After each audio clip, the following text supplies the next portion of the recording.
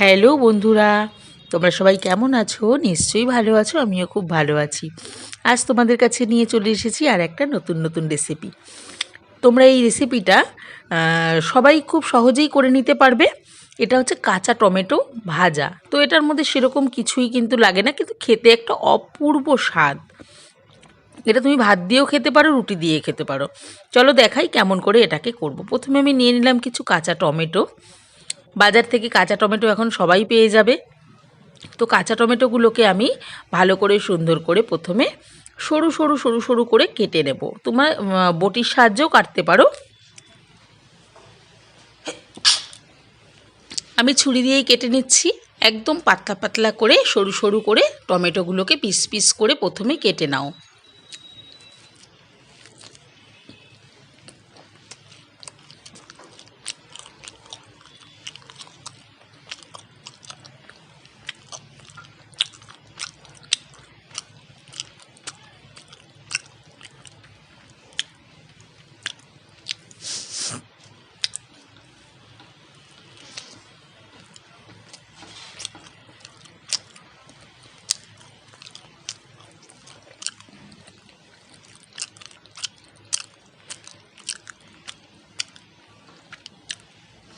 দেখো আমার কাটা প্রায় হয়েই গেল।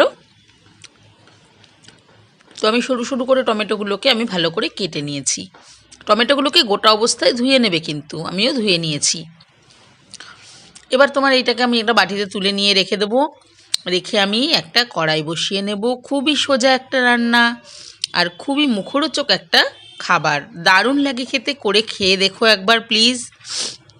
কড়াই বসিয়ে দিলাম। কড়াইয়ে দিয়ে দেবো আমি তেল। তোমরা এখানে যে কোনো তেল, যে যা তেল খাও রান্নাতে সেই তেলই কিন্তু তোমরা ইউজ করতে পারো। আমি এখানে সয়াবিন অয়েল ইউজ করেছি, তোমরা সর্ষের তেল ইউজ করতে পারো।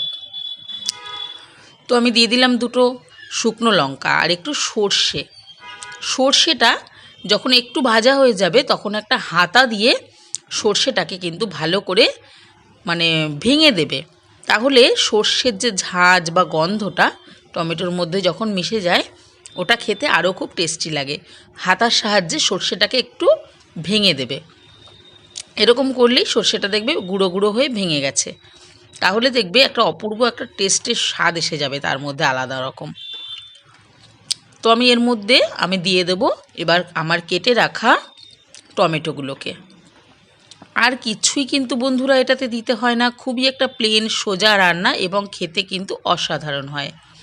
টমেটোগুলোকে আমি দিয়ে নিচ্ছি এর মধ্যে, দিয়ে কিছুক্ষণ নাড়াচাড়া করে নেব।